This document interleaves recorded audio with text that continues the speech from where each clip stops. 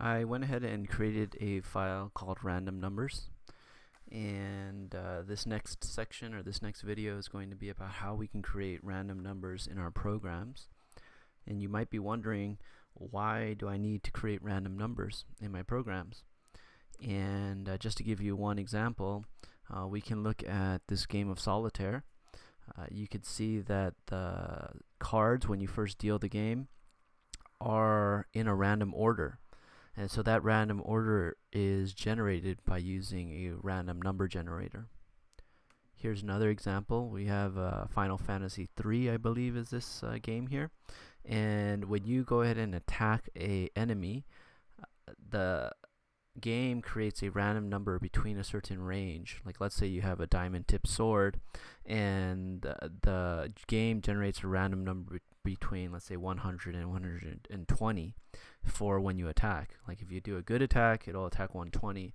If you do a poor attack, it'll do like 101 damage. So that's another way that you would see random number generators in video games. And another way is also in dice games. Right? So things like board games and craps and like casino type games, we also use random number generators. And so this is one example that we're going to use in the programs that we're going to create at the moment. Okay, so here we go, and luckily we don't have to create our own random number generator. Python has a module called random, and we're going to use it. One way we can use it, we could just say random dot random with two parentheses. Okay, so what is the import doing? It is importing this file that we don't see, that's built into Python, into our program so we can use it. And then when we print, we're saying, okay, go into that file, random, and run the function random. Okay, and let's see what it does.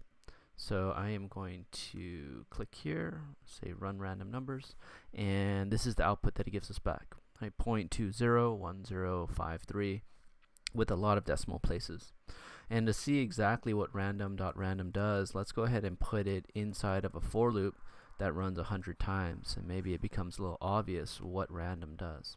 Okay, so I increase the size of my console, and you could see here in the output, right? And I asked you, what kind of number does random.random give us back? Well, it's pretty obvious that random.random gives us back a number from 0 to 0.999999999. Okay, and so we don't really find any direct uses for this kind of a random number generator. So what we're going to use is a variation of random.random called randrange. And so the way that randrange works is it takes in two arguments, and it prints out, it returns a random number from this number to this number minus 1. So let's go ahead and run this. And you can see here that we have random numbers from 1 to 9. All right.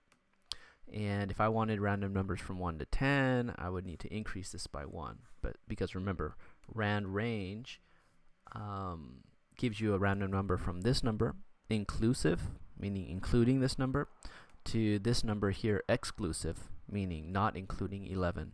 So from 1 to 10. Okay, so that is random.randrange, and I guess we could start out our first program by printing out, maybe I can print out 4 different rolls of the dice.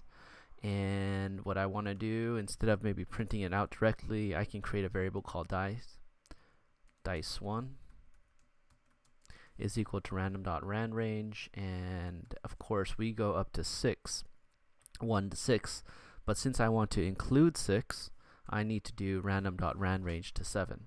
Okay, and I run this, and I need to print out dice, so I'm going to print dice1 like that, and I plus dice underscore 1. So let's run this. We need to string this integer value, dice1. So let's do that, run it, and now we have our first dice rolling 4 times.